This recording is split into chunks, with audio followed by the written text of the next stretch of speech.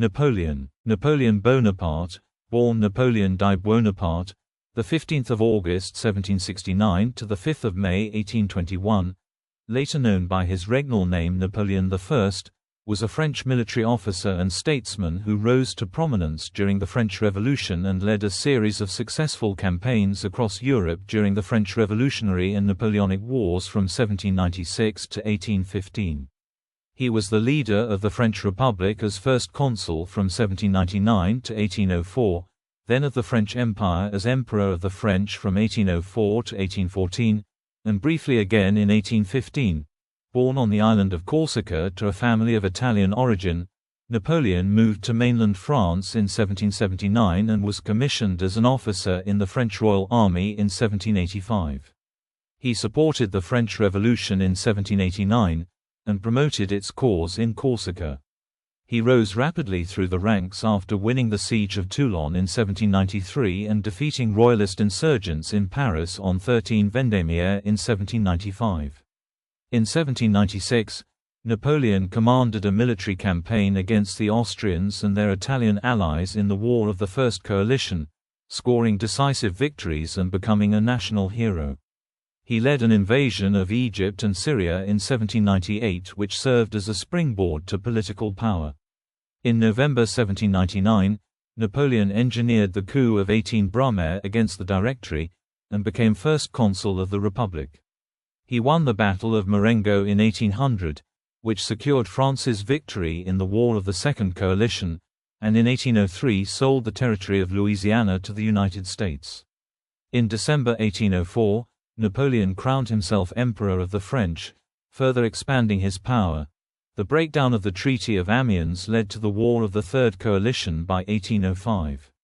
Napoleon shattered the coalition with a decisive victory at the Battle of Austerlitz, which led to the dissolution of the Holy Roman Empire. In the War of the Fourth Coalition, Napoleon defeated Prussia at the Battle of Jena Auerstedt in 1806, marched his Grande Armée into Eastern Europe, and defeated the Russians in 1807 at the Battle of Friedland. Seeking to extend his trade embargo against Britain, Napoleon invaded the Iberian Peninsula and installed his brother Joseph as King of Spain in 1808, provoking the Peninsular War. In 1809, the Austrians again challenged France in the War of the Fifth Coalition, in which Napoleon solidified his grip over Europe after winning the Battle of Wagram. In summer 1812, he launched an invasion of Russia, which ended in the catastrophic retreat of his army that winter. In 1813, Prussia and Austria joined Russia in the War of the Sixth Coalition, in which Napoleon was decisively defeated at the Battle of Leipzig. The coalition invaded France and captured Paris, forcing Napoleon to abdicate in April 1814. They exiled him to the Mediterranean island of Elba and restored the Bourbons to power. 10 months later, Napoleon escaped from Elba on a brig, landed in France with 1,000 men, and marched on Paris, again taking control of the country. His opponents responded by forming a Seventh Coalition, which defeated him at the Battle of Waterloo in June 1815. Napoleon was exiled to the remote island of St. Helena in the South Atlantic, where he died of stomach cancer in 1821, aged 51. Napoleon is considered one of the greatest military commanders in history, and Napoleonic tactics are still studied at military schools worldwide. His legacy endures through the modernizing legal and administrative reforms he enacted in France and Western Europe, embodied in the Napoleonic Code. He established a system of public education, abolished the vestiges of feudalism, emancipated Jews and other religious minorities, abolished the Spanish Inquisition, enacted the principle of equality before the law for an emerging middle class, and centralized state power at the expense of religious authorities. His conquests acted as a catalyst for political change and the development of nation-states. However, he is controversial due to his role in wars which devastated Europe, his looting of conquered territories, and his mixed record on civil rights. He abolished the free press, ended directly elected representative government, exiled and jailed critics of his regime, reinstated slavery in France's colonies except for Haiti, banned the entry of blacks and mulattoes into France, reduced the civil rights of women and children in France, reintroduced a hereditary monarchy and nobility, and violently repressed popular uprisings against his rule. Early life. Napoleon's family was of Italian origin. His paternal ancestors, the Buonapartes, descended from a minor Tuscan noble family who emigrated to Corsica in the 16th century, and his maternal ancestors, the Remolinos, descended from a noble family from Lombardy. Napoleon's parents, Carlo Maria Buonaparte and Maria Letizia Remolino, lived in the Maison Bonaparte home in Ajaccio, where Napoleon was born on 15 August 1769.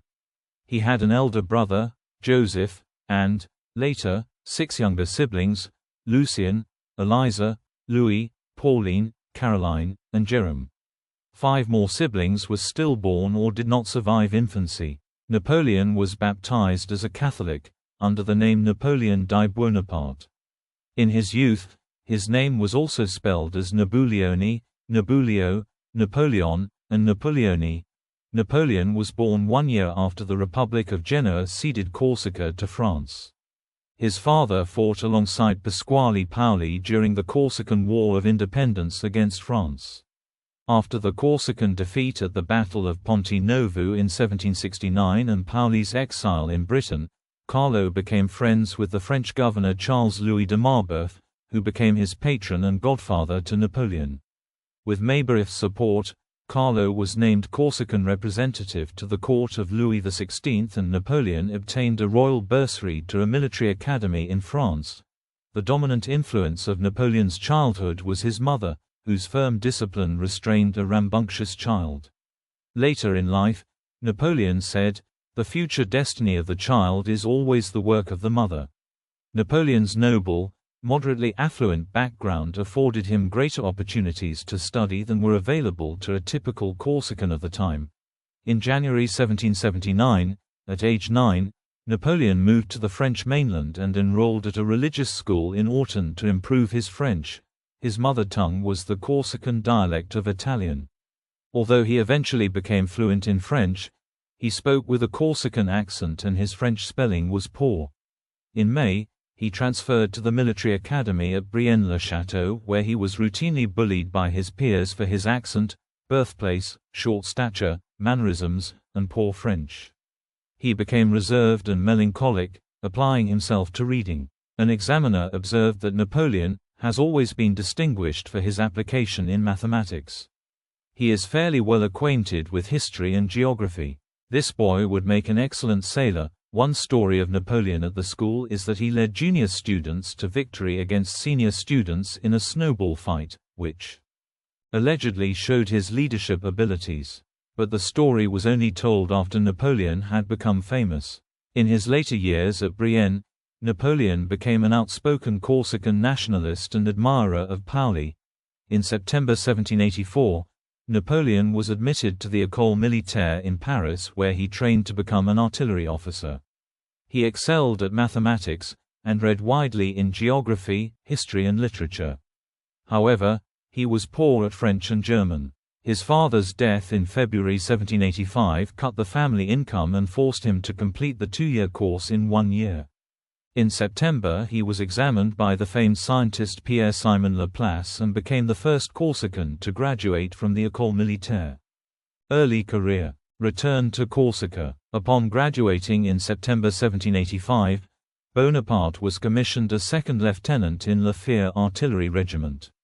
He served in Valence and Auxonne until after the outbreak of the French Revolution in 1789, but spent long periods of leave in Corsica which fed his Corsican nationalism. In September 1789, he returned to Corsica and promoted the French revolutionary cause.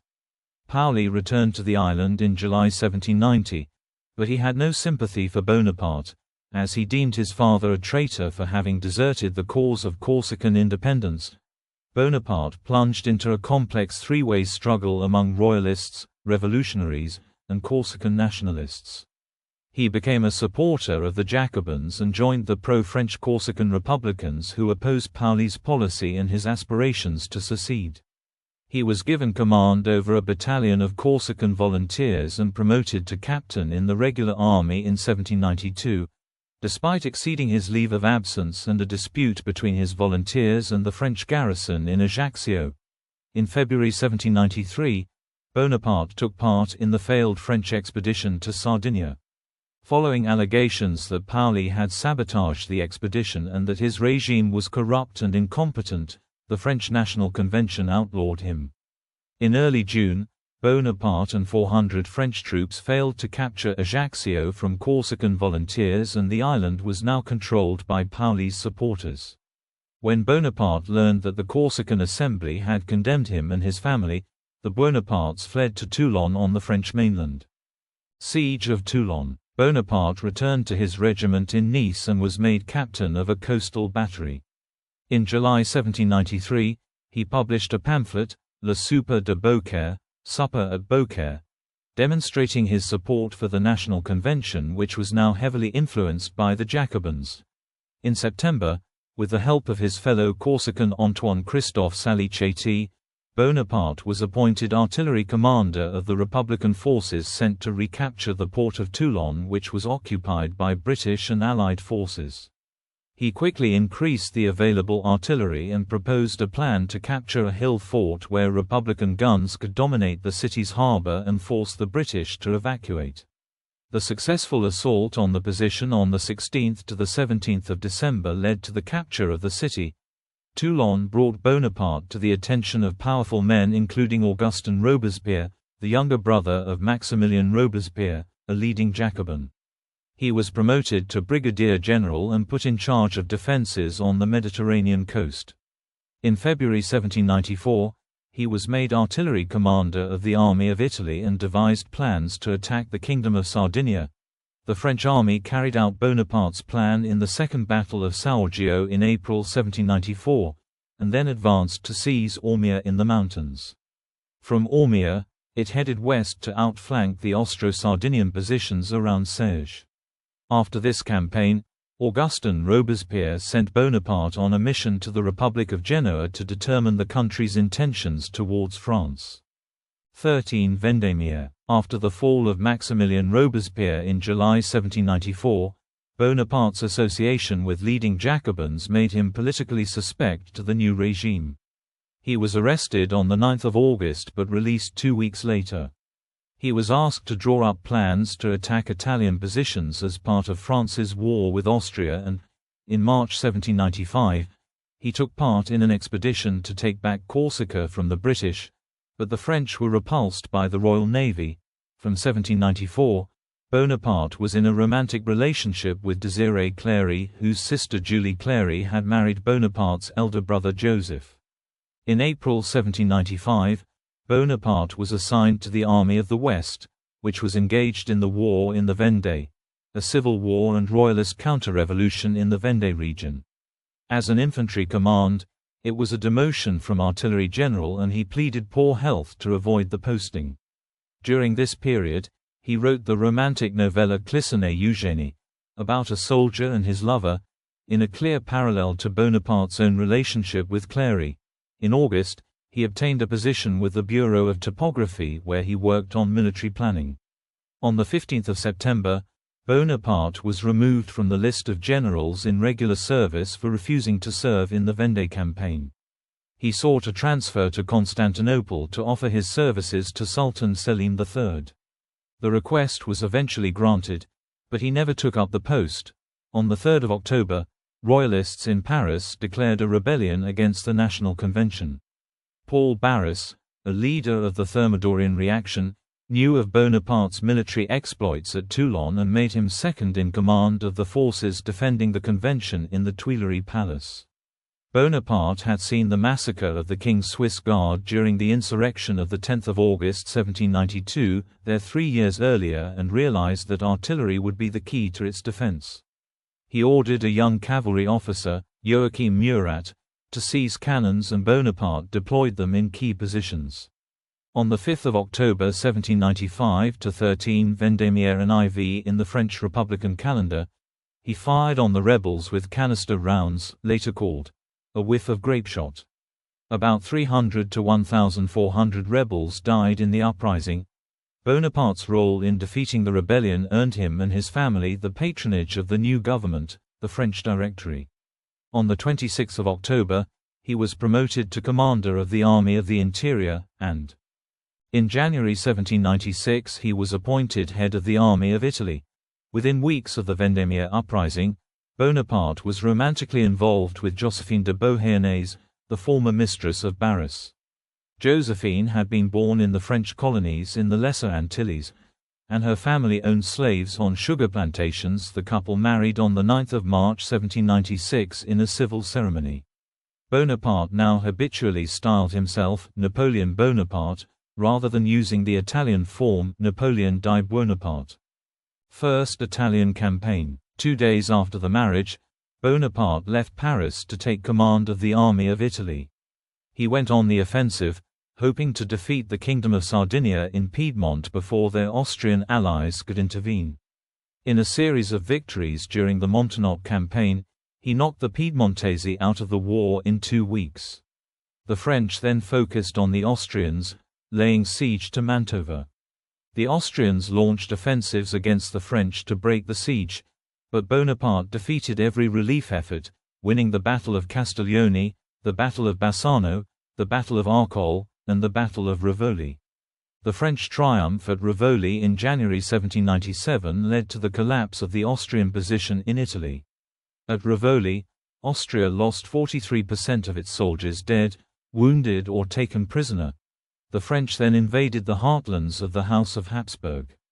French forces in southern Germany had been defeated by Archduke Charles, Duke of Teschen in 1796, but Charles withdrew his forces to protect Vienna after learning of Bonaparte's assault. In their first encounter, Bonaparte pushed Charles back and advanced deep into Austrian territory after winning the Battle of Tavus in March 1797. Alarmed by the French thrust that reached Leoben, about 100 kilometers from Vienna, the Austrians sued for peace. The preliminary Peace of Leoben, signed on 18 April, gave France control of most of northern Italy and the Low Countries, and promised to partition the Republic of Venice with Austria. Bonaparte marched on Venice and forced its surrender, ending 1,100 years of Venetian independence. He authorized the French to loot treasures such as the horses of Saint Mark. In this Italian campaign, Bonaparte's army captured 150,000 prisoners, 540 cannons, and 170 standards.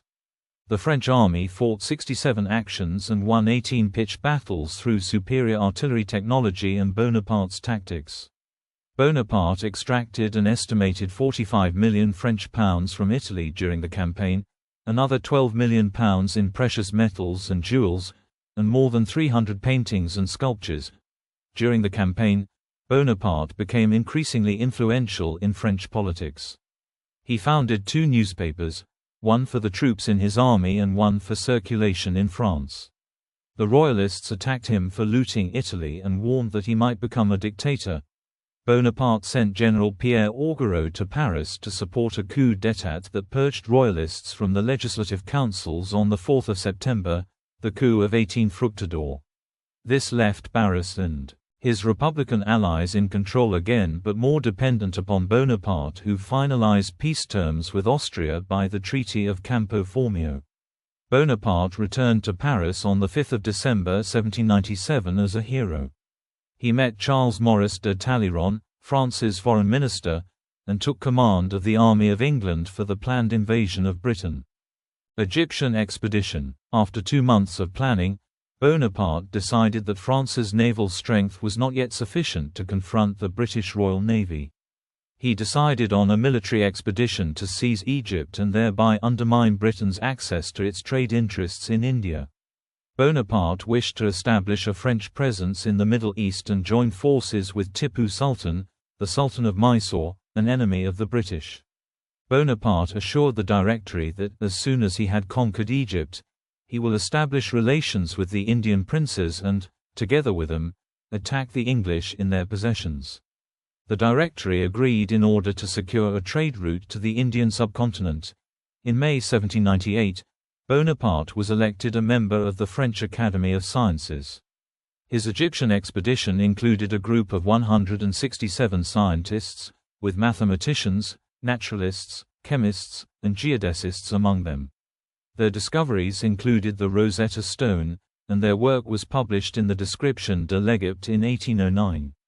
En route to Egypt, Bonaparte reached Hospitaller Malta on 9 June 1798, then controlled by the Knights Hospitaller. Grand Master Ferdinand von Hompesch zu Bolheim surrendered after token resistance, and Bonaparte captured an important naval base with the loss of only 3 men. Bonaparte and his expedition eluded pursuit by the Royal Navy and landed at Alexandria on 1 July. He fought the Battle of Shubra Khit against the Mamluks, Egypt's ruling military caste. This helped the French practice their defensive tactic for the Battle of the Pyramids on 21 July, about 24 kilometers, 15 miles, from the pyramids. Bonaparte's forces of 25,000 roughly equaled those of the Mamluks' Egyptian cavalry. 29 French and approximately 2,000 Egyptians were killed. The victory boosted the French army's morale.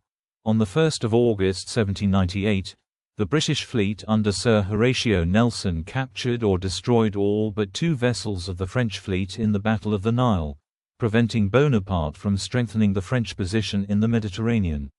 His army had succeeded in a temporary increase of French power in Egypt, though it faced repeated uprisings. In early 1799, he moved an army into the Ottoman province of Damascus, Syria and Galilee. Bonaparte led these 13,000 French soldiers in the conquest of the coastal towns of Arish, Gaza, Jaffa, and Haifa. The attack on Jaffa was particularly brutal. Bonaparte discovered that many of the defenders were former prisoners of war, ostensibly on parole, so he ordered the garrison and some 1,500 to 5,000 prisoners to be executed by bayonet or drowning. Men, women, and children were robbed and murdered for 3 days. Bonaparte began with an army of 13,000 men. 1,500 were reported missing, 1,200 died in combat, and thousands perished from disease, mostly bubonic plague. He failed to reduce the fortress of Acre, so he marched his army back to Egypt in May. Bonaparte was alleged to have ordered plague-stricken men to be poisoned with opium to speed the retreat. Back in Egypt on 25 July, Bonaparte defeated an Ottoman amphibious invasion at Abukir. Bonaparte stayed informed of European affairs. He learned that France had suffered a series of defeats in the War of the Second Coalition. On 24 August 1799, fearing that the Republic's future was in doubt, he took advantage of the temporary departure of British ships from French coastal ports and set sail for France, despite the fact that he had received no explicit orders from Paris. The army was left in the charge of Jean-Baptiste Claver, ruler of France. 18 Brumaire. Unknown to Bonaparte, the Directory had sent him orders to return from Egypt with his army to ward off a possible invasion of France, but these messages never arrived. By the time that he reached Paris in October, France's situation had been improved by a series of victories. The Republic, however, was bankrupt and the ineffective Directory was unpopular. Despite the failures in Egypt, Bonaparte returned to a hero's welcome. The Directory discussed Bonaparte's desertion but was too weak to punish him.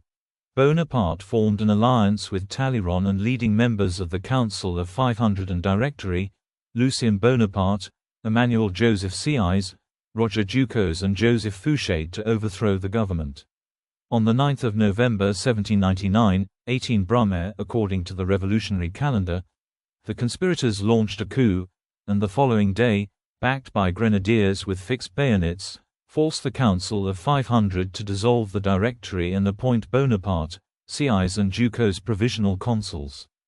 French Consulate. On 15 December, Bonaparte introduced the Constitution of the year 8, under which 3 consuls were appointed for 10 years. Real power lay with Bonaparte as first consul, and his preferred candidates Cambacérès and Charles-François Lebrun were appointed as second and third consuls who only had an advisory role. The Constitution also established a legislative body and tribunate which was selected from indirectly elected candidates, and the Senate and Council of State which were effectively nominated by the executive. The new constitution was approved by plebiscite on 7 February 1800. The official count was over 3 million in favor and 1,562 against. Lucien, however, had doubled the count of the yes vote to give the false impression that a majority of those eligible to vote had approved the constitution. Historians have variously described Bonaparte's new regime as dictatorship by plebiscite, absolutist rule decked out in the spirit of the age, and soft despotism. Local and regional administration was reformed to concentrate power in the central government, censorship was introduced, and most opposition newspapers were closed down to stifle dissent. Royalist and regional revolts were dealt with by a combination of amnesties for those who laid down their arms and brutal repression of those who continued to resist. Bonaparte also improved state finances by securing loans under a promise to defend private property, raising taxes on tobacco, alcohol and salt, and extracting levies from France's satellite republics. Bonaparte believed that the best way to secure his regime was by a victorious peace. In May 1800, he led an army across the Swiss Alps into Italy, aiming to surprise the Austrian armies that had reoccupied the peninsula when Bonaparte was still in Egypt. After a difficult crossing over the Alps, the French captured Milan on 2 June. The French confronted an Austrian army under Michael von Melas at Marengo on 14 June. The Austrians fielded about 30,000 soldiers while Bonaparte commanded 24,000 troops. The Austrians' initial attack surprised the French, who were gradually driven back. Late in the afternoon, however, a full division under Desaix arrived on the field and reversed the tide of the battle. The Austrian army fled, leaving behind 14,000 casualties. The following day, the Austrians signed an armistice and agreed to abandon northern Italy. When peace negotiations with Austria stalled, Bonaparte reopened hostilities in November. A French army under General Moreau swept through Bavaria and scored an overwhelming victory over the Austrians. At Hohenlinden in December, the Austrians capitulated and signed the Treaty of Lunéville in February 1801. The treaty reaffirmed and expanded earlier French gains at Campo Formio. Bonaparte's triumph at Marengo increased his popularity and political authority.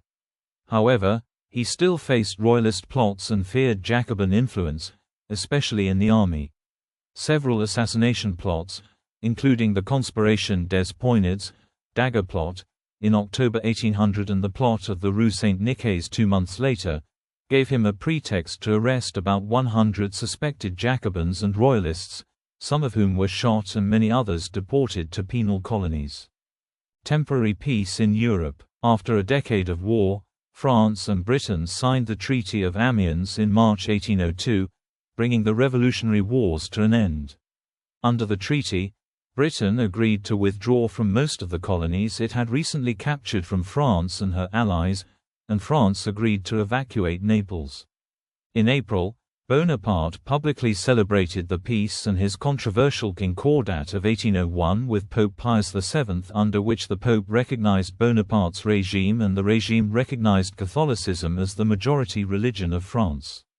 In a further step towards national reconciliation, known as fusion, Bonaparte offered an amnesty to most émigrés who wished to return to France. With Europe at peace and the economy recovering, Bonaparte became increasingly popular, both domestically and abroad. In May 1802, the Council of State recommended a new plebiscite asking the French people to make Napoleon Bonaparte consul for life.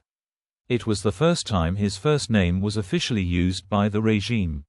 About 3.6 million voted yes, and 8,374 no. 40% to 60% of eligible Frenchmen voted, the highest turnout for a plebiscite since the Revolution. France had regained her overseas colonies under Amiens but did not control them all. The French National Convention had voted to abolish slavery in February 1794, but, in May 1802, Bonaparte reintroduced it in all the recovered colonies except Saint-Domingue and Guadeloupe, which were under the control of rebel generals. A French military expedition under Antoine Richepince regained control of Guadeloupe and slavery was reintroduced there on 16 July. Saint-Domingue was the most profitable of the colonies, a major source of sugar, coffee and indigo, but was under the control of the former slave Toussaint Louverture. Bonaparte sent the Saint-Domingue expedition under his brother-in-law General Leclerc to retake the colony, and they landed there in February 1802 with 29,000 men. Although Toussaint was captured and sent to France in July, the expedition ultimately failed due to high rates of disease and a string of defeats against rebel commander Jean-Jacques Dessalines. In May 1803, Bonaparte acknowledged defeat, and the last 8,000 French troops left the island. The former slaves proclaimed the independent Republic of Haiti in 1804. As war with Britain again loomed in 1803, Bonaparte realized that his American colony of Louisiana would be difficult to defend. In need of funds, he agreed to the Louisiana Purchase with the United States, doubling the latter's size. The price was $15 million. The peace with Britain was uneasy. Britain did not evacuate Malta as promised and protested against Bonaparte's annexation of Piedmont and his act of mediation, which established a new Swiss confederation.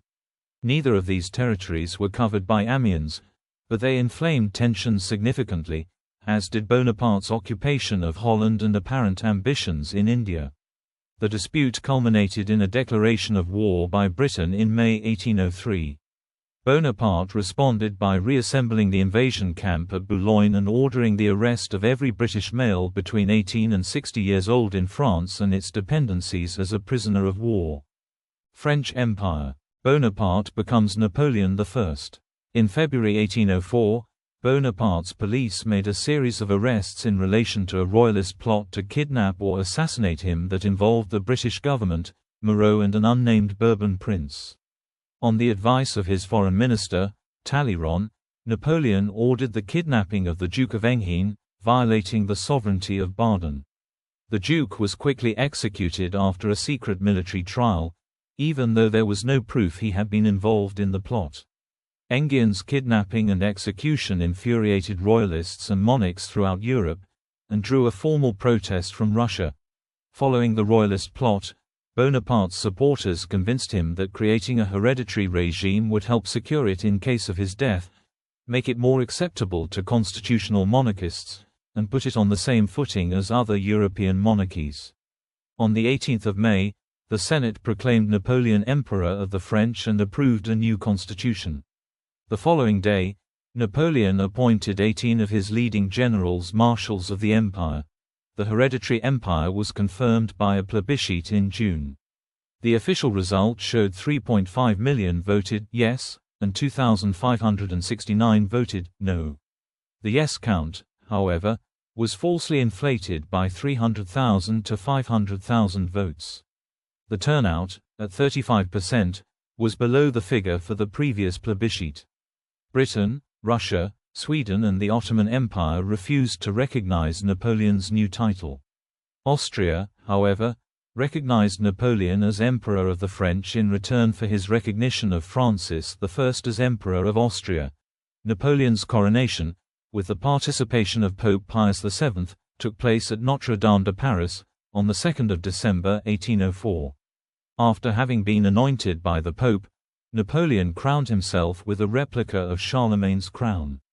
He then crowned Josephine, who became only the second woman in French history, after Marie de' Medici, to be crowned and anointed. He then swore an oath to defend the territory of the Republic, to respect the Concordat, freedom of worship, political and civil liberty and the sale of nationalized lands, to raise no taxes except by law, to maintain the Legion of Honor, and to govern in the interests, well-being and the glory of the French people. On the 26th of May, Napoleon crowned himself King of Italy, with the Iron Crown of Lombardy, at the Cathedral of Milan. Austria saw this as a provocation because of its own territorial interests in Italy. When Napoleon incorporated Genoa and Liguria into his empire, Austria formally protested against this violation of the Treaty of Lunéville. War of the Third Coalition.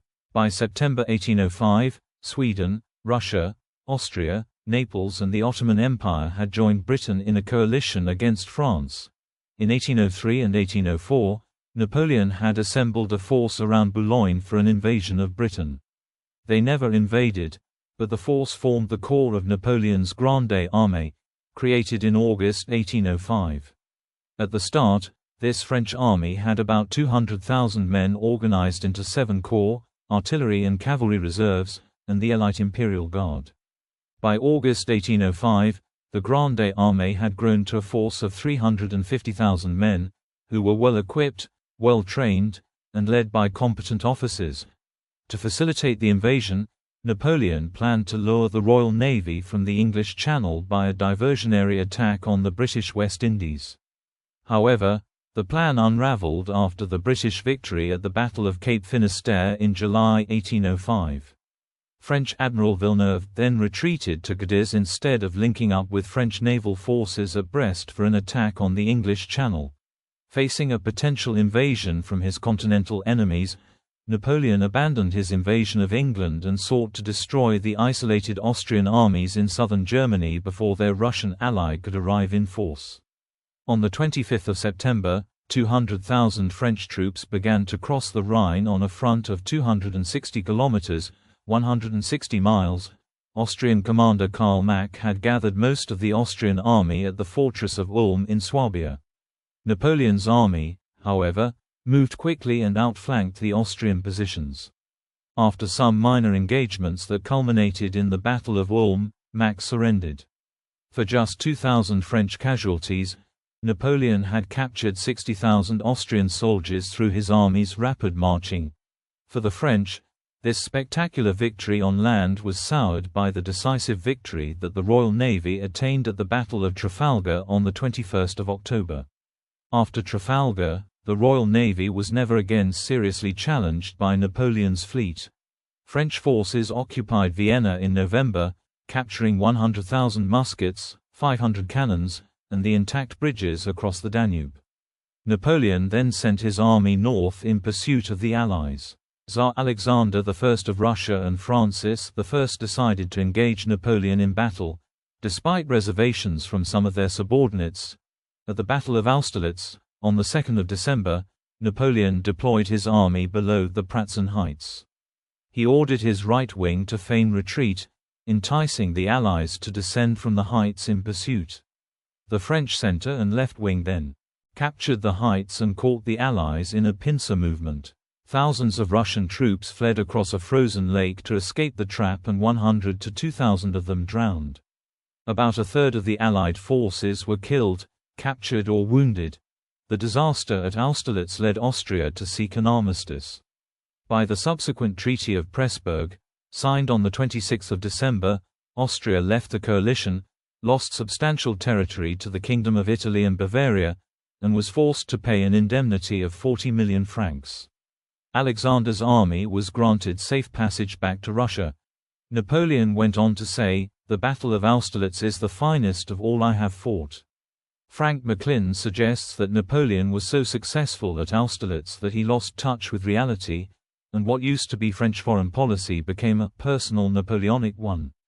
Vincent Cronin disagrees, stating that Napoleon was not overly ambitious for himself, he embodied the ambitions of 30 million Frenchmen. Middle Eastern alliances. Napoleon continued to entertain a grand scheme to establish a French presence in the Middle East in order to put pressure on Britain and Russia, possibly by forming an alliance with the Ottoman Empire. In February 1806, Ottoman Emperor Selim III recognized Napoleon as emperor. He also opted for an alliance with France, calling France our sincere and natural ally. That decision brought the Ottoman Empire into a losing war against Russia and Britain. A Franco-Persian alliance was formed between Napoleon and the Persian Empire of Fath Ali Shah Qajar. It collapsed in 1807 when France and Russia formed an unexpected alliance. In the end, Napoleon made no effective alliances in the Middle East. War of the Fourth Coalition and Tilsit. After Austerlitz, Napoleon increased his political power in Europe. In 1806, he deposed the Bourbon King of Naples and installed his elder brother, Joseph, on the throne. He then made his younger brother, Louis, King of Holland. He also established the Confederation of the Rhine, a collection of German states intended to serve as a buffer zone between France and Central Europe. The creation of the Confederation spelled the end of the Holy Roman Empire, Napoleon's growing influence in Germany threatened the status of Prussia as a great power, and in response Frederick William III decided on war with France. Prussia and Russia signed a new military alliance, creating the Fourth Coalition against France. Prussia, however, committed a strategic blunder by declaring war when French troops were still in southern Germany and months before sufficient Russian troops could reach the front. Napoleon invaded Prussia with 180,000 troops, rapidly marching on the right bank of the river Saale. Upon learning the whereabouts of the Prussian army, the French swung westwards, thus cutting the Prussians off from Berlin and the slowly approaching Russians. At the twin battles of Jena and Auerstedt, fought on 14 October, the French convincingly defeated the Prussians and inflicted heavy casualties. With several major commanders dead or incapacitated, the Prussian king proved incapable of effectively commanding the army, which quickly disintegrated. In the following month, the French captured 140,000 soldiers and over 2,000 cannon. Despite their overwhelming defeat, the Prussians refused to negotiate with the French until the Russians had an opportunity to enter the fight. Following his triumph, Napoleon imposed the first elements of the Continental System through the Berlin Decree issued in November 1806. The Continental System, which prohibited European nations from trading with Britain, was widely violated throughout his reign.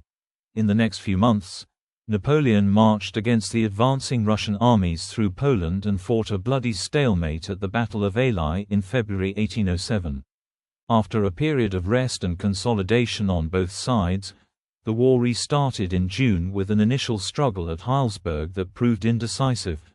On 14 June Napoleon obtained an overwhelming victory over the Russians at the Battle of Friedland, inflicting casualties of up to 30% of the Russian army. The scale of their defeat convinced the Russians to make peace with the French. The two emperors began peace negotiations on 25 June at the town of Tilsit. During a meeting on a raft floating in the middle of the river Niemen, which separated the French and Russian troops and their respective spheres of influence, Napoleon offered Alexander relatively lenient terms, demanding that Russia join the Continental System, withdraw its forces from Wallachia and Moldavia, and hand over the Ionian Islands to France. In contrast, Prussia was treated harshly. It lost half its territory and population and underwent a 2-year occupation costing it about 1.4 billion francs. From former Prussian territory, Napoleon created the Kingdom of Westphalia, ruled by his young brother Jerome, and the Duchy of Warsaw.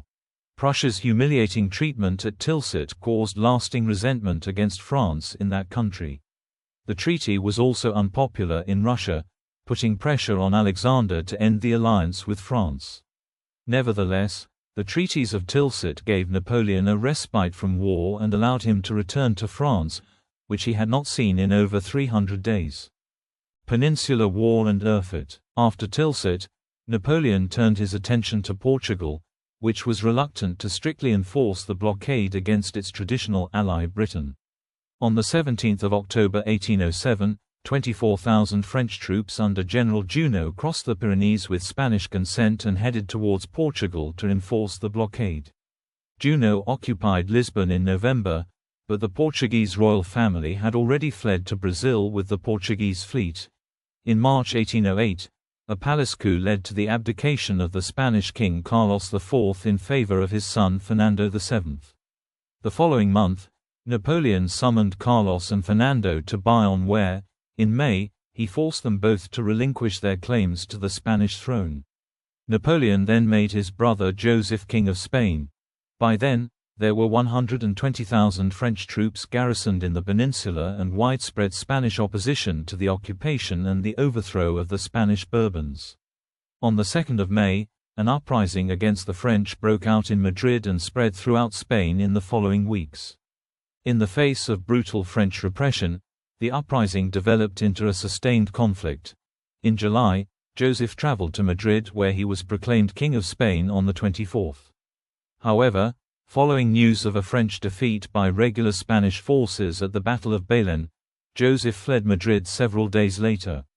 The following month, a British force landed in Portugal and, on the 21st, they defeated the French at Vimeiro. Under the Convention of Cintra, the French evacuated Portugal. The defeats at Belen and Vimeiro convinced Napoleon that he had to take command of the Iberian campaign. Before leaving for Spain, he attempted to strengthen the alliance with Russia and obtain a commitment from Alexander that Russia would declare war on Austria if she attacked France. At the Congress of Erfurt in October 1808, Napoleon and Alexander reached an agreement that recognized the Russian conquest of Finland and called upon Britain to cease its war against France. However, Alexander failed to provide a firm commitment to make war with Austria. On 6 November, Napoleon was in Vitoria and took command of 240,000 French troops. After a series of victories over Anglo-Spanish forces, Madrid was retaken on 4 December.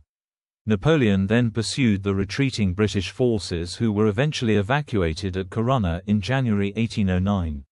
Napoleon left for France on 17 January, leaving Joseph in command. Napoleon never returned to Spain after the 1808 campaign.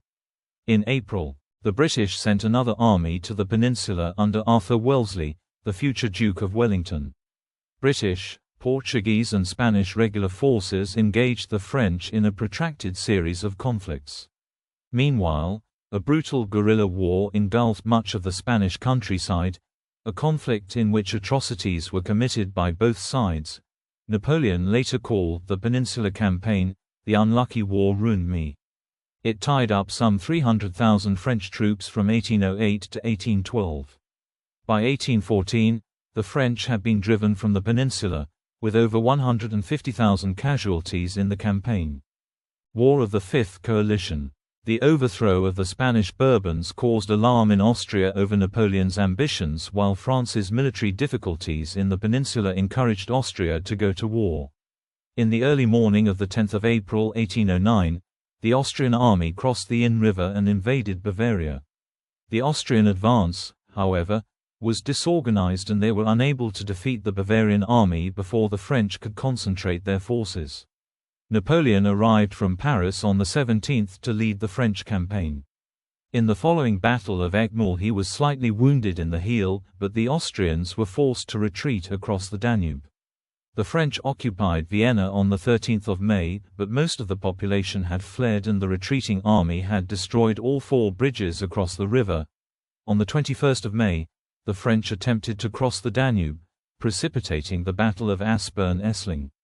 Both sides inflicted about 23,000 casualties on each other and the French were forced back. The battle was reported in European capitals as a defeat for Napoleon and damaged his aura of invincibility. After 6 weeks of preparations, Napoleon made another attempt at crossing the Danube. In the ensuing Battle of Wagram, the 5th to the 6th of July, the Austrians were forced to retreat, but the French and Austrians each suffered losses of 37,000 to 39,000 killed, wounded or captured. The French caught up with the retreating Austrians at Zdenheim on the 10th of July, and the latter signed an armistice on the 12th. In August, a British force landed in Holland but lost 4,000 men, mainly to illness, before withdrawing in December. The Treaty of Schönbrunn in October 1809 was harsh for Austria, which lost substantial territory and over 3 million subjects. France received Carinthia, Carniola, and the Adriatic ports of Trieste and Fiume, Rijeka, the part of Poland annexed by Austria in the Third Partition in 1795, known at the time as West Galicia, was given to the Polish-ruled Duchy of Warsaw, and the territory of the former Archbishopric of Salzburg went to Bavaria. Austria was required to pay an indemnity of 200 million francs and its army was reduced to 150,000 men. Consolidation of the empire. Napoleon's union with Josephine had not produced a child, and he decided to secure the dynasty and strengthen its position in Europe by a strategic marriage into one of Europe's major royal houses. In November 1809, he announced his decision to divorce Josephine and the marriage was annulled in January 1810. Napoleon had already commenced negotiations for the marriage of Tsar Alexander's sister Anna, but the Tsar responded that she was too young. Napoleon then turned to Austria, and a marriage to the Austrian emperor's daughter, Marie-Louise, was quickly agreed. The marriage was formalized in a civil ceremony on 1 April and a religious service at the Louvre on the following day. The marriage to Marie-Louise was widely seen as a shift in French policy towards stronger ties with Austria and away from the already strained relationship with Russia. On 20 March 1811, Marie-Louise gave birth to the heir apparent, François Charles Joseph Napoleon, King of Rome. With the annexation of the Papal States, May 1809, February 1810, Holland, July 1810, and the northern coastal regions of Westphalia, August 1810, mainland France further increased its territory. Napoleon now ruled about 40% of the European population either directly or indirectly through his satellite kingdoms. Invasion of Russia. Tsar Alexander saw the creation of the Grand Duchy of Warsaw, Napoleon's marriage alliance with Austria and the election of the French Marshal Bernadotte as Crown Prince of Sweden as attempts to contain Russia. In December 1810, Napoleon annexed the Duchy of Oldenburg, which Alexander considered an insult as his uncle was the Duke. The Tsar responded by allowing neutral shipping into Russian ports and banning most French imports. Russia feared that Napoleon intended to restore the Kingdom of Poland, while Napoleon suspected Russia of seeking an alliance with Britain against France. In late 1811, Napoleon began planning an invasion of Russia. A Franco-Prussian alliance signed in February 1812 forced Prussia to provide 20,000 troops for the invasion and, in March, Austria agreed to provide 30,000 men. Napoleon's multinational Grande Armée comprised around 450,000 frontline troops, of which about a third were native French speakers. Napoleon called the invasion the Second Polish War, but he refused to guarantee an independent Poland for fear of alienating his Austrian and Prussian allies. On 24 June, Napoleon's troops began crossing the Niemen River into Russian Lithuania with the aim of luring the Russians into one or two decisive battles. The Russians retreated 320 kilometers east to the Dvina River and implemented a scorched earth policy, making it increasingly difficult for the French to forage food for themselves and their horses. On 18 August, Napoleon captured Smolensk with the loss of 9,000 of his men, but the Russians were able to withdraw in good order. The Russians, now commanded by Kutuzov, made a stand at Borodino, outside Moscow, on 7 September. The battle resulted in 44,000 Russian and 35,000 French dead, wounded or captured, in one of the bloodiest days of battle in Europe up to that time. The Russians withdrew overnight, and Napoleon later stated, "The most terrible of all my battles was the one before Moscow. The French showed themselves worthy of victory, and the Russians worthy of being invincible." The Russians retreated to Tarantino, and Napoleon entered Moscow on 14 September. The following evening, the city was set on fire on the orders of its governor Fyodor Rostopchin. Alexander, in St. Petersburg, refused to negotiate a peace, and after 6 weeks Napoleon's army evacuated Moscow. After capturing Maloyaroslavets with the loss of 4,000 to 10,000 men, Napoleon retreated towards Smolensk. The French were attacked by Cossacks and peasants and suffered from the intense cold, disease and lack of food and water. Around 40,000 to 50,000 troops reached Smolensk on 9 November, a loss of about 60,000 in 3 weeks. Napoleon also heard that an attempted coup by General Mallet in Paris had only narrowly failed. From Smolensk, Napoleon's army headed for Vilnius, where there was a French garrison of 20,000. In late November, under attack from all sides by Russian forces, the Grande Armée managed to cross the Berezina River on pontoon bridges in temperatures reaching -40 degrees Celsius, -40 degrees Fahrenheit. On 5 December, shortly before arriving in Vilnius, Napoleon left his disintegrating army for Paris. In the following weeks, the remnants of the Grande Armée, about 75,000 troops, crossed the Niemen into Allied territory. Russian military losses in the campaign were up to 300,000 and total military deaths from both sides were up to 1 million. War of the Sixth Coalition. The French, pursued by the Russians, withdrew from most of Poland and Prussia over the winter of 1812–13 while both sides rebuilt their forces. Sweden and Prussia declared war on France in March 1813. In April, Napoleon assumed command of an army of 200,000 troops, and defeated the coalition at Lutzen and Bautzen. Britain formally joined the coalition in June, followed by Austria in August, but the Allies were again defeated in the Battle of Dresden, August 1813. The coalition, however, had a growing advantage in infantry, cavalry, reserves and armaments. In the largest battle of the Napoleonic Wars, the coalition was victorious at Leipzig in October. Although coalition casualties were 54,000 men, the French lost 38,000 killed or wounded and 15,000 taken prisoner. Up to 50,000 more were lost to death, illness and desertion during the French retreat to the Rhine. The Frankfurt proposals were peace terms offered by the coalition in November 1813, under which Napoleon would remain emperor, but France would be reduced to its natural frontiers. That meant that France would retain control of Belgium, Savoy and the west bank of the Rhine, while withdrawing from Spain, Holland, Italy and Germany. Napoleon did not accept the terms, and the Allies crossed the Rhine into French territory on 1 January 1814. Wellington's British forces had already crossed the Pyrenees into southwestern France. In northeastern France, Napoleon led about 70,000 troops against a coalition army of 200,000.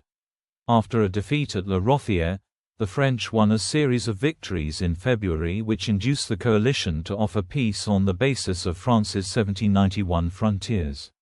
Napoleon, however, decided to fight on. After a series of battles in March, the Allies forced Napoleon to retreat at the Battle of Arcus-sur-Aube, the 20th to the 21st of March. The coalition then moved towards Paris, whose defense was under the command of Joseph Bonaparte. On the 29th of March, a coalition army of 200,000 began their attack on the Belleville and Montmartre heights.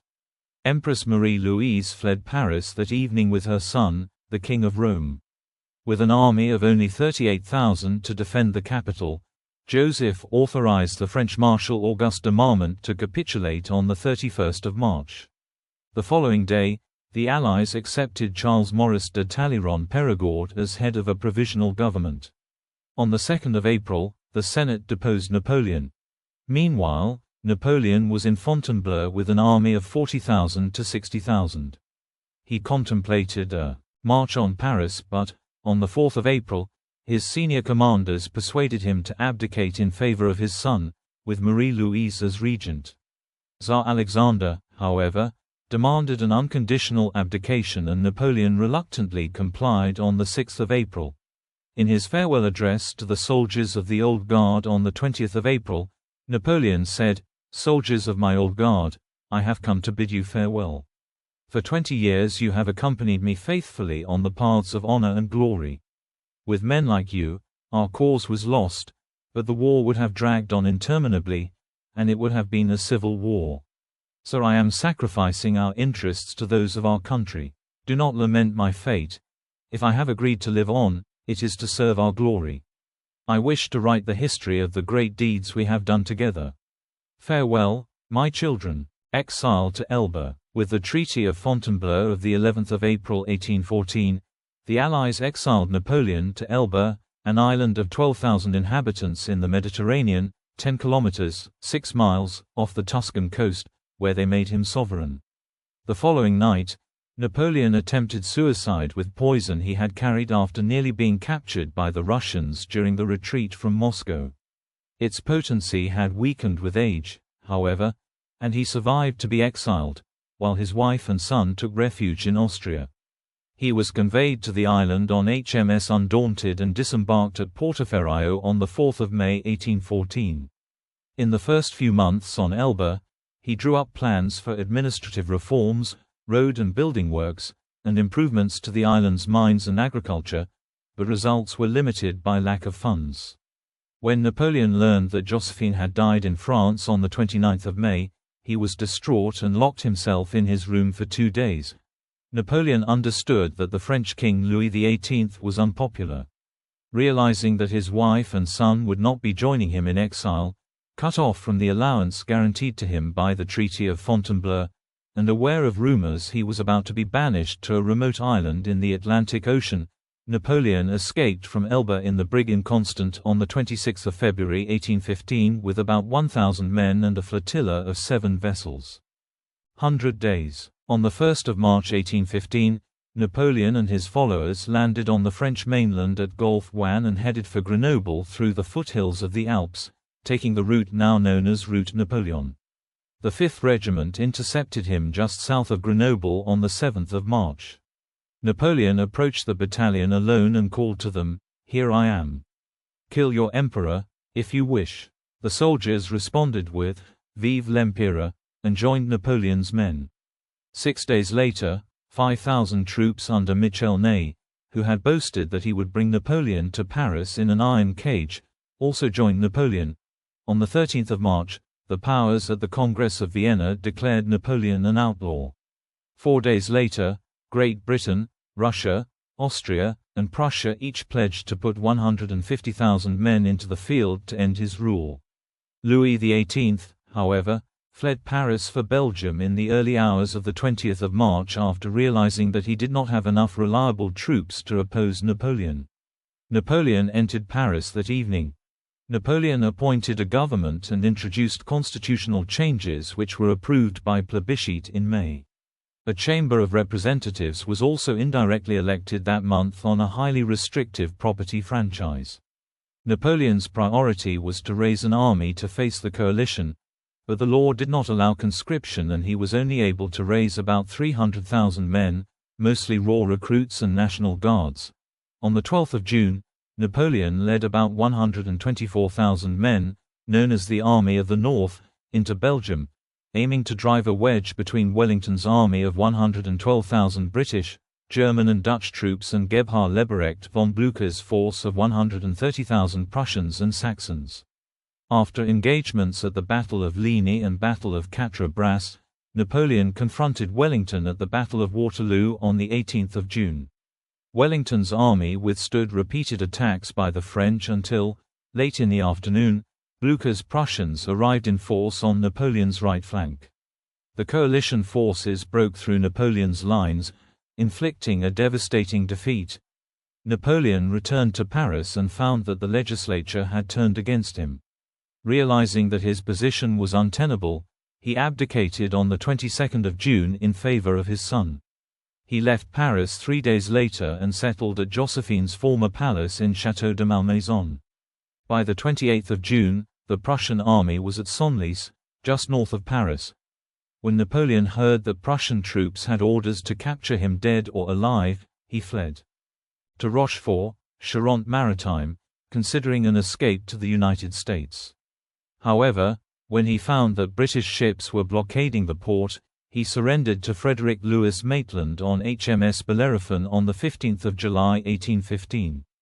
Exile on St. Helena. Napoleon was held in British custody and transferred to the island of St. Helena in the Atlantic Ocean, 1,870 kilometers, 1,010 nmi, from the west coast of Africa.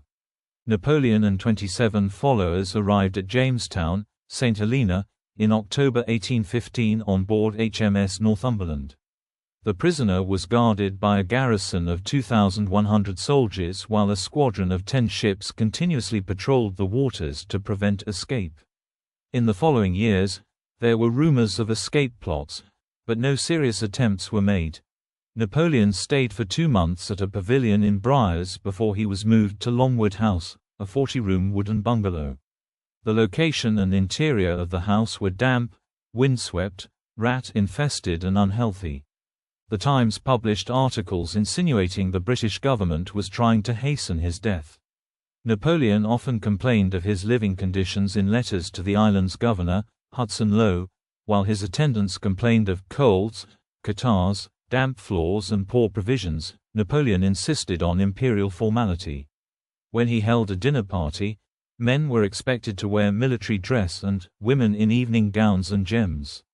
It was an explicit denial of the circumstances of his captivity. He formally received visitors, read, and dictated his memoirs and commentaries on military campaigns. He studied English under Emmanuel, Comte de Las Cases for a few months but gave up as he was poor at languages. Napoleon also circulated reports of poor treatment in the hope that public opinion would force the Allies to revoke his exile on St. Helena. Under instructions from the British government, Low cut Napoleon's expenditure, refused to recognize him as a former emperor, and made his supporters sign a guarantee they would stay with the prisoner indefinitely. Accounts of the mistreatment led, in March 1817, to a debate in Parliament and Henry Vassall Fox, 3rd Baron Holland's call for an inquiry. In mid-1817, Napoleon's health worsened. His physician, Barry O'Meara, diagnosed chronic hepatitis and warned Low that he could die from the poor climate and lack of exercise. Low thought O'Meara was exaggerating and dismissed him in July 1818. In November 1818, the Allies announced that Napoleon would remain a prisoner on St. Helena for life. When he learned the news, he became depressed and more isolated, spending longer periods in his rooms, which further undermined his health. A number of his entourage also left St. Helena, including Lascases in December 1816, General Gaspard Gourgaud in March 1818 and Albin de Montholon, who was possibly Napoleon's lover, in July 1819. In September 1819, 2 priests and a new physician, François Carlo Antomarchi, joined Napoleon's retinue. Death. Napoleon's health continued to worsen, and in March 1821 he was confined to bed. In April he wrote 2 wills declaring that he had been murdered by the British, that the Bourbons would fall and that his son would rule France. He left his fortune to 97 legatees and asked to be buried by the Seine. On the 3rd of May he was given the last rites but could not take communion due to his illness. He died on the 5th of May 1821 at age 51. His last words, variously recorded by those present, were either France, l'armée, tête de mai, Josephine, France, the army, head of the army, Josephine, or qui recule, à la tête de mai, who retreats, at the head of the army, or France, my son, the army. Antomarchi and the British wrote separate autopsy reports, each concluding that Napoleon had died of internal bleeding caused by stomach cancer, the disease that had killed his father. A later theory, based on high concentrations of arsenic found in samples of Napoleon's hair, held that Napoleon had died of arsenic poisoning. However, subsequent studies also found high concentrations of arsenic in hair samples from Napoleon's childhood and from his son and Josephine. Arsenic was widely used in medicines and products such as hair creams in the 19th century. A 2021 study by an international team of gastrointestinal pathologists once again concluded that Napoleon died of stomach cancer. Napoleon was buried with military honors in the Valley of the Geraniums. Napoleon's heart and intestines were removed and sealed inside his coffin. Napoleon's penis was allegedly removed during the autopsy and sold and exhibited. In 1840, the British government gave Louis-Philippe permission to return Napoleon's remains to France. Napoleon's body was exhumed and found to be well preserved as it had been sealed in 4 coffins, 2 of metal and 2 of mahogany, and placed in a masonry tomb. On 15 December 1840, a state funeral was held in Paris with 700,000 to 1 million attendees who lined the route of the funeral procession to the chapel of Les Invalides. The coffin was later placed in the cupola in St. Jerome's Chapel, where it remained until Napoleon's tomb, designed by Louis Visconti, was completed. In 1861, during the reign of Napoleon III, his remains were entombed in a sarcophagus in the crypt under the dome at Les Invalides. Religion. Religious beliefs. Napoleon was baptized in Ajaccio on 21 July 1771, and raised a Roman Catholic. He began to question his faith at age 13 while at Brienne. Biographers have variously described him from that time as a deist, a follower of Rousseau's natural religion, or a believer in destiny. He consistently expressed his belief in a god or creator. He understood the power of organized religion in social and political affairs, and later sought to use it to support his regime. His attitude to religion is often described as utilitarian. In 1800 he stated, "It was by making myself a Catholic that I won the war in the Vendée, by making myself a Muslim that I established myself in Egypt, by making myself an ultramontane that I turned men's hearts towards me in Italy. If I were to govern a nation of Jews, I would rebuild the Temple of Solomon. Napoleon had a civil marriage with Josephine in 1796 and, at the Pope's insistence, a private religious ceremony with her the day before his coronation as emperor in 1804. This marriage was annulled by tribunals under Napoleon's control in January 1810. In April 1810, Napoleon married Austrian Princess Marie-Louise in a Catholic ceremony. Napoleon was excommunicated by the Pope through the bull Quum Memoranda in 1809. His will in 1821 stated, "I die in the apostolical Roman religion, in the bosom of which I was born, more than 50 years since." Napoleon read the Quran in translation and had an interest in Islam and the Orient. He also defended Muhammad, a great man, against Voltaire's Mahomet. Concordat. Seeking national reconciliation between revolutionaries and Catholics, Napoleon and Pope Pius VII agreed to the Concordat of 1801. The agreement recognized the Catholic Church as the majority church of France, and in return the Church recognized Napoleon's regime, undercutting much of the ground from royalists. The Concordat confirmed the seizure of church lands and endowments during the Revolution, but reintroduced state salaries for the clergy. The government also controlled the nomination of bishops for investiture by the Pope. Bishops and other clergy were required to swear an oath of loyalty to the regime. When the Concordat was published on 8 April 1802, Napoleon presented another set of laws called the Organic Articles, which further increased state control over the French Church.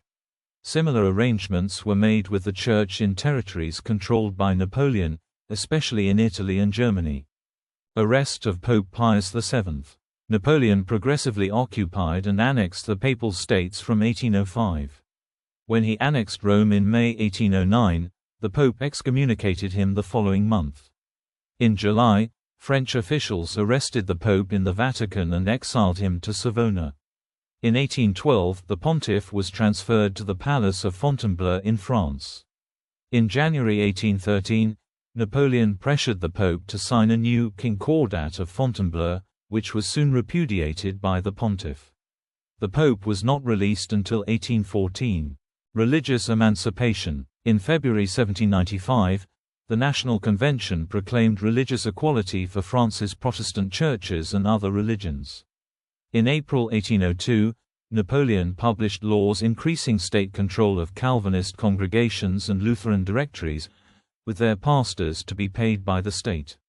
With Napoleon's military victories, formal religious equality and civil rights for religious minorities spread to the conquered territories and satellite states, although their implementation varied with the local authorities. The Jews of France had been granted full civil rights in September 1791 and religious equality in 1795. The revolutionary and Napoleonic regimes abolished Jewish ghettos in the territories they conquered. Napoleon wished to assimilate Jews into French society and convened an assembly of Jewish notables in 1806 to that end. In 1807, he summoned a Sanhedrin to adapt the law of Moses to those of the empire. An imperial decree of March 1808 organized Jewish worship into consistories, limited usury and encouraged Jews to adopt a family name, intermarriage, and civil marriage and divorce. Jews, however, were still subject to discrimination in many parts of the empire and satellite states. Personality. Peter Gale wrote in 1947, "It is impossible that two historians, especially two historians living in different periods, should see any historical personality in the same light. There is no dispute that Napoleon was ambitious, although commentators disagree on whether his ambition was mostly for his own power and glory or for the welfare of France. Historians agree that Napoleon was highly intelligent with an excellent memory, and was a superior organizer who could work efficiently for long hours. In battle, he could rapidly dictate a series of complex commands to his subordinates, keeping in mind where major units were expected to be at each future point. He was an inspiring leader who could obtain the best from his soldiers and subordinates. Arthur Wellesley, 1st Duke of Wellington, said his presence on the battlefield was worth 40,000 soldiers. He could charm people when he needed to, but could also publicly humiliate them, and was known for his rages when his plans were frustrated. Historian Macklin sees him as a misogynist with a cruel streak which he often inflicted on women, children and animals. There is debate over whether Napoleon was an outsider who never felt at home in France or with other people. Hippolyte Taine said Napoleon saw others only as instruments and was cut off from feelings of admiration, sympathy or pity. Arthur Levy replied that Napoleon genuinely loved Josephine and often showed humanity and compassion to his enemies or those who had let him down. He had the normal middle-class virtues and understood the common man. Similarly, historians are divided over whether Napoleon was consistently ruthless when his power was threatened or surprisingly indulgent in some cases. Those arguing for a ruthless personality point to episodes such as his violent suppression of revolts in France and conquered territories, his execution of the Duc d'Enghien and plotters against his rule, and his massacre of Turkish prisoners of war in Syria in 1799. Others point to his mild treatment of disloyal subordinates such as Charles XIV John, Talleyrand and Fouché. Many historians see Napoleon as pragmatic and a realist, at least in the early years of his rule. He was not driven by ideology and promoted capable men irrespective of their political and social background, as long as they were loyal. As an expert in military matters, he valued technical expertise and listened to the advice of experts in other fields. However, there is a consensus that once he dominated Europe he became more intolerant of other views and surrounded himself with yes men. Towards the end of his reign he lost his realism and ability to compromise. Some historians talk of Napoleon's dual nature, a rationalist with a strong romantic streak. He took a team of scholars, artists and engineers with him to Egypt in order to scientifically study the country's culture and history, but at the same time was struck by romantic Orientalism. "I was full of dreams," he stated. "I saw myself founding a religion, marching into Asia, riding an elephant, a turban on my head and in my hand a new Quran that I would have composed to suit my need." Napoleon was superstitious. He believed in omens, numerology, fate and lucky stars, and always asked of his generals, "Is he lucky?" Dwyer states that Napoleon's victories at Austerlitz and Jena in 1805–06 left him even more certain of his destiny and invincibility. "I am of the race that founds empires," he once boasted, deeming himself an heir to the ancient Romans. Various psychologists have attempted to explain Napoleon's personality. Alfred Adler cited Napoleon to describe an inferiority complex in which short people adopt over-aggressive behavior to compensate for lack of height. This inspired the term Napoleon complex. Adler, Erich Fromm and Wilhelm Reich ascribed his nervous energy to sexual dysfunction. Harold T. Parker speculated that rivalry with his older brother and bullying when he moved to France led him to develop an inferiority complex which made him domineering. Appearance and image. In his youth, Bonaparte was consistently described as small and thin. Johann Ludwig Wurstenberger, who accompanied him in 1797 and 1798, noted that Bonaparte was rather slight and emaciated-looking. His face, too, was very thin, with a dark complexion. His black, unpowdered hair hung down evenly over both shoulders, but that, despite his slight and unkempt appearance, his looks and expression were earnest and powerful. English painter Joseph Farrington, who met him in 1802, said Bonaparte's eyes were lighter, and more of a grey, than I should have expected from his complexion, that his person is below middle size, and that his general aspect was milder than I had before thought it. In his later years Napoleon gained weight and had a sallow complexion. Novelist Paul de Kock, who saw him in 1811, called Napoleon yellow, obese, and bloated. During the Napoleonic Wars, the British press depicted Napoleon as a dangerous tyrant, poised to invade. A nursery rhyme warned children that he ate naughty people, the bogeyman. He was mocked as a short-tempered small man and was nicknamed Little Boney in a strong fit. In fact, at about 170 centimeters, 5 feet 7 in, he was of average height. He is often portrayed wearing a large bicorn hat, sideways, with a hand in waistcoat gesture, a reference to the painting produced in 1812 by Jacques-Louis David. Reforms. Napoleon instituted numerous reforms, many of which had a lasting influence on France, Europe and the world.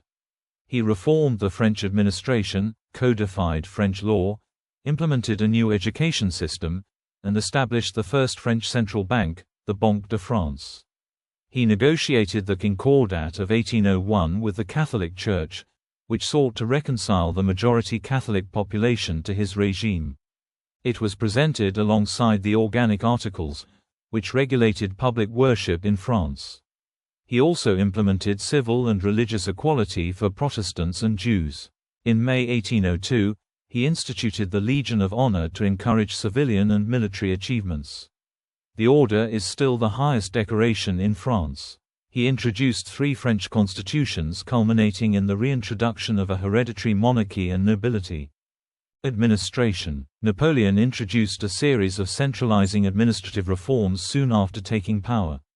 In 1800, he established prefects appointed to run France's regional departments, sub-prefects to run districts and mayors to run towns. Local representative bodies were retained, but their powers were reduced and indirect elections with a high property qualification replaced direct elections. Real power in the regions was now in the hands of the prefects, who were judged by how they met the main priorities of Napoleon's government: efficient administration, law and order, stimulating the local economy, gathering votes for plebiscites, conscripting soldiers and provisioning the army. An enduring reform was the foundation, in December 1799, of the Council of State, an advisory body of experts which could also draft laws for submission to the legislative body. Napoleon drew many of his ministers and ambassadors from the council. It was the council which undertook the codification of French law. After several attempts by revolutionary governments, Napoleon officially introduced the metric system in France in 1801, and it was spread through Western Europe by his armies. The new system was unpopular in some circles, so in 1812 he introduced a compromise system in the retail trade called the Messieurs Usuels, traditional units of measurement. In December 1805, Napoleon abolished the revolutionary calendar, with its 10-day week, which had been introduced in 1793. Napoleonic Code. Napoleon's civil code of laws, known from 1807 as the Napoleonic Code, was implemented in March 1804. It was prepared by committees of legal experts under the supervision of Jean-Jacques Régis de Cambaceres, the second consul. Napoleon participated actively in the sessions of the Council of State that revised the drafts. The code introduced a clearly written and accessible set of national laws to replace the various regional and customary law systems that had operated in France. The civil code entrenched the principles of equality before the law, religious toleration, secure property rights, equal inheritance for all legitimate children, and the abolition of the vestiges of feudalism. However, it also reduced the rights of women and children and severely restricted the grounds for divorce. A criminal code was promulgated in 1808, and eventually 7 codes of law were produced under Napoleon. The Napoleonic Code was carried by Napoleon's armies across Europe and influenced the law in many parts of the world. Cobban described it as the most effective agency for the propagation of the basic principles of the French Revolution. Warfare. In the field of military organization, Napoleon borrowed from previous theorists such as Jacques-Antoine Hippolyte, Comte de Guibert, and from the reforms of preceding French governments, and then developed what was already in place. He continued the revolutionary policies of conscription and promotion based primarily on merit. Corps replaced divisions as the largest army units, mobile artillery was integrated into reserve batteries, the staff system became more fluid, and cavalry returned as an important formation in French military doctrine. These methods are now referred to as essential features of Napoleonic warfare. Napoleon was regarded by the influential military theorist Karl von Clausewitz as a genius in the art of war, and many historians rank him as a great military commander. Wellington considered him the greatest military commander of all time, and Henry Vassall Fox called him the greatest statesman and the ablest general of ancient or modern times. Cobbon states that he showed his genius in moving troops quickly and concentrating them on strategic points. His principles were to keep his forces united, keep no weak point unguarded, seize important points quickly, and seize his chance. Owen Connolly, however, states, Napoleon's personal tactics defy analysis. He used his intuition, engaged his troops, and reacted to what developed. Under Napoleon, the focus shifted towards destroying enemy armies rather than simply outmaneuvering them. Wars became more costly and decisive as invasions of enemy territory occurred on larger fronts.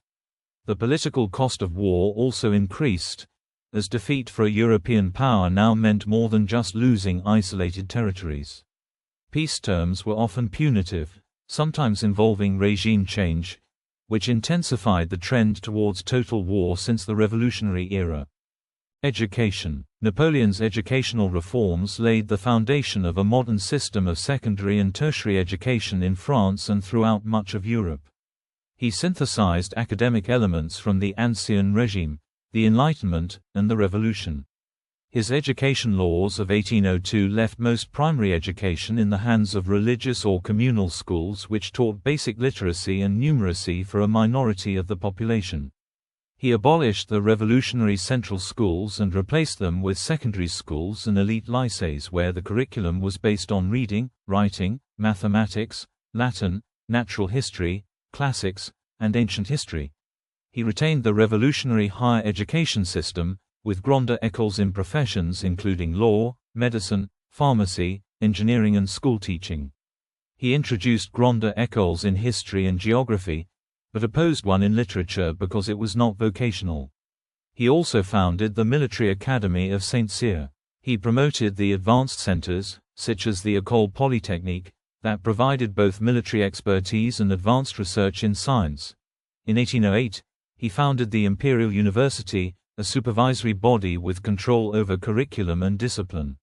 The following year he introduced the baccalaureate.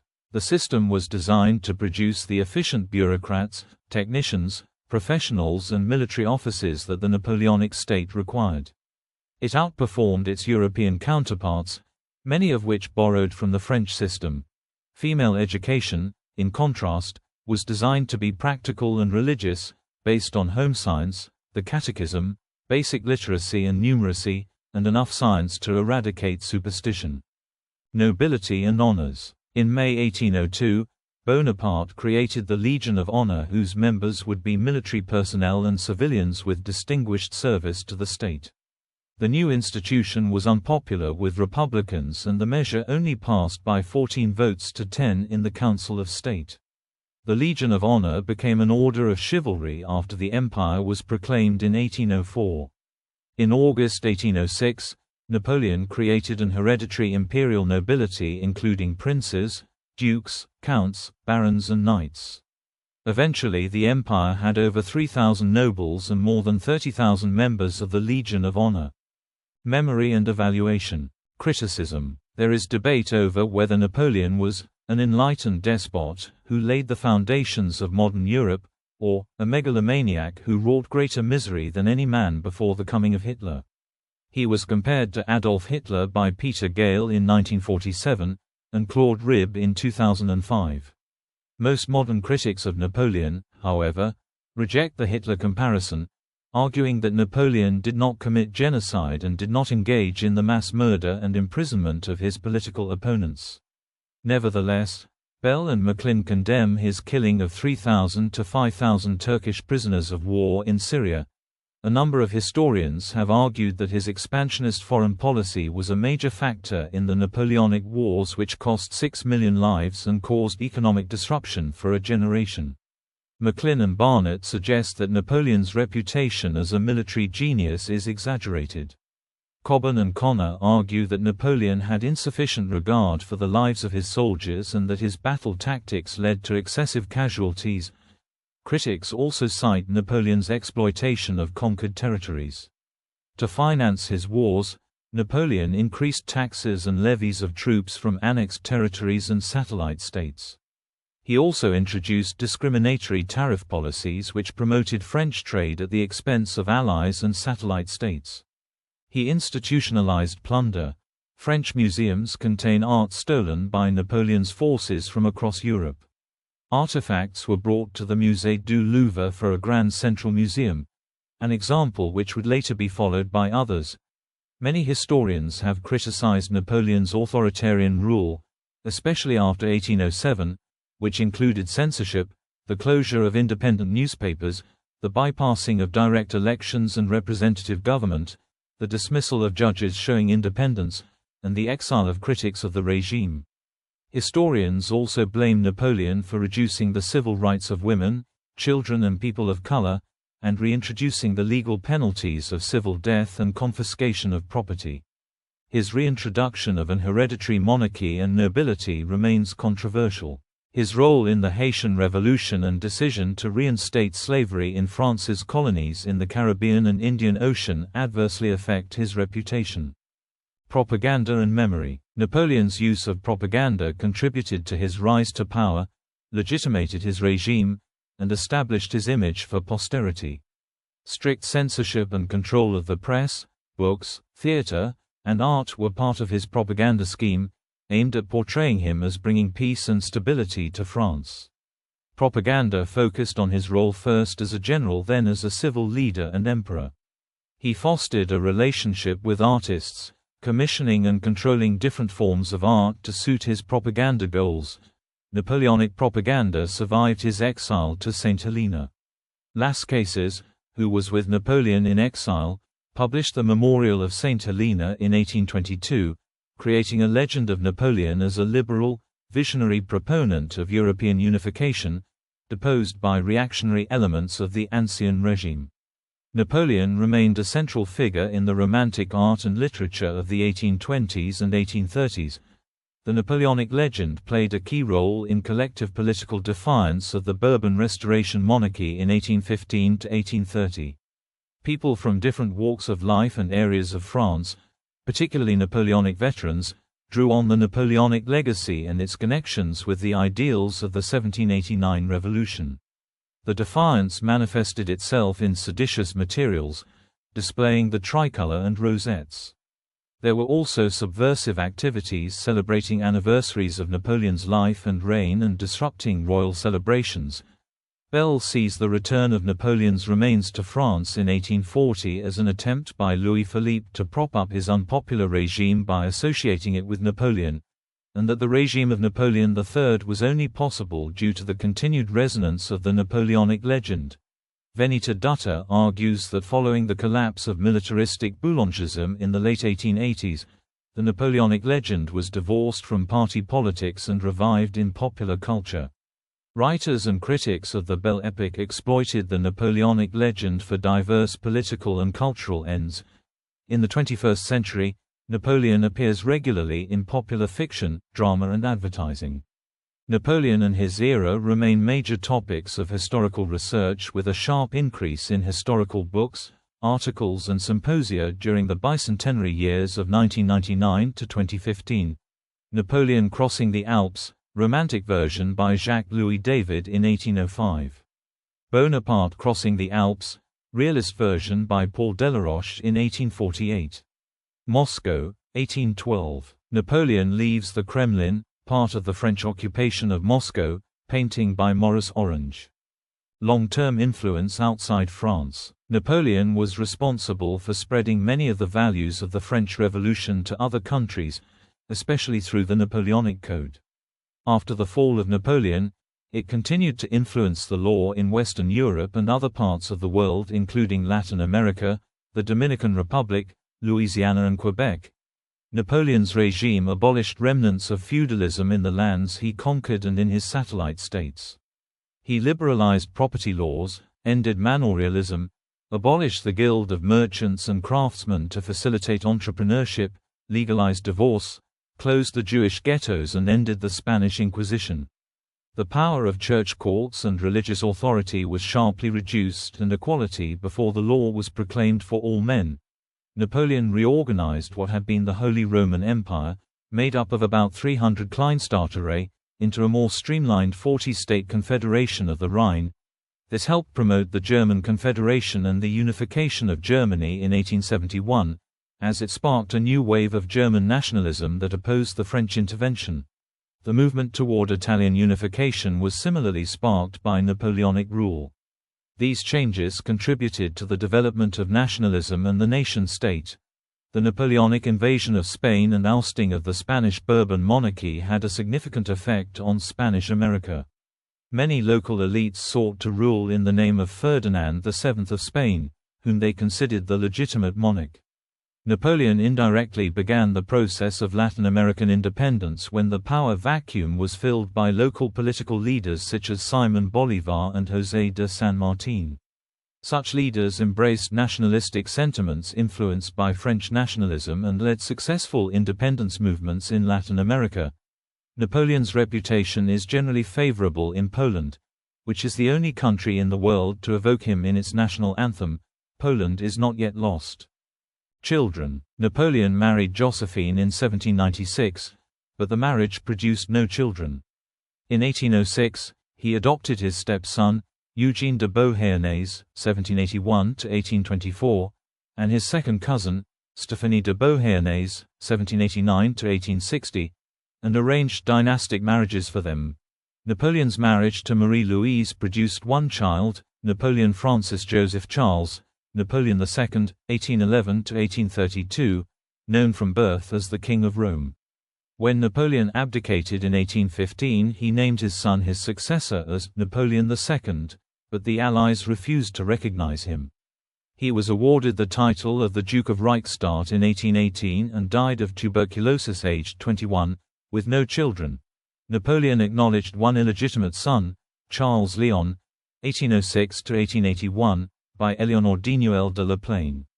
Alexandre Colonna Walewski, 1810–1868, the son of his Polish mistress Maria Walewska, was also widely known to be his child, as DNA evidence has confirmed. He may have had further illegitimate offspring. Titles. Arms. On becoming emperor, Napoleon adopted the French imperial eagle as his arms.